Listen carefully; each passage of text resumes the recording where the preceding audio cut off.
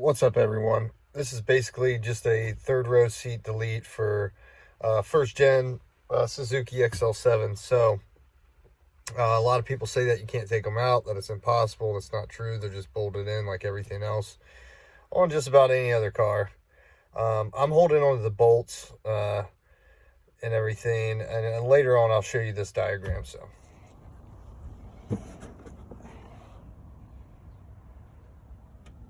all the screws are down in there. When I put everything back in, look how dirty it is. I'm gonna try to put all these machine screws and bolts back in. Jesus, that's what the paint used to look like. Look how dirty it is underneath there. If they were hauling, oh, dead spider. I don't know if they were hauling, what they were hauling in here. Anyways, so after you get all your back bolts off, you'll see them. You'll also have to take off the seat belt. But here you got these little clips that these clip into. You just pull up on them, one on each side, and then I can get to them so you can see there's two more that are holding down seat belts and holding down the rest of your frame for your back seat. If you have an XL7 Suzuki, the first generation, I believe. So, okay, these two bolts out. These are the last two ones that you'll have to take out. Over there, look at this freaking mess. I'm gonna try to see if I can't take out those seat belts. I don't know. At least get them out of the way.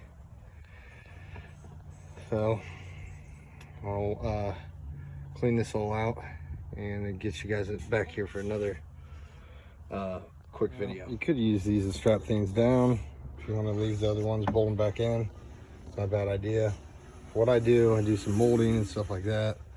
So instead of taking out the second one, I want to keep the back seat one in, not the third row seat. So I'm going to see if I can't take these completely out. Be right back. Now, I actually didn't film me taking the seat belts out, but I did get both of them out. And you could use them to strap down other things if you wanted to, like I mentioned. But I wanted to make this video because there's not a whole lot of videos on Suzuki XL7s, especially the first generation. And with the type of work that I do, this vehicle suits me very well, even better with the seats out. As you can see, I already have the passenger right side back out. And here is a elementary diagram of what I'm going to be building in the back. To the left is a pull-out drawer that will go all the way to the front seat, a little under 6 feet, because I need some room on the left-hand side for the drawer to sit on. And then also there'll be a little pull-out for some paint supplies and stuff, but it'll all be covered up, and I want to rhino line it, truck bed line it, raptor line it, whatever you want to call it. And then I'll still have an opening with the other seat out, passenger right side out. And then this is a drawer that I will be building that will go right behind the driver's side seat. Again, the type of work that I do, I need these drawers. I am still going to try to put it on the rails so I can slide it back and forth and be able to move it. It will be free from the drawer, the long drawer that's almost 6 feet long, that will be on top of it. And any questions or concerns, please leave any comments down in the comment box. And there will also be a video coming out shortly that will go over the mods that I have done to the Suzuki XL7 and just all the maintenance and upgrades that I've done, including some like the front cross K member.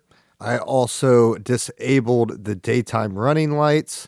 Mr. Sputnik has a video on that could help you also with that. And then I also upgraded the tires to 70 instead of 60 in height, which are the all season. Mine are mud terrain BFGs.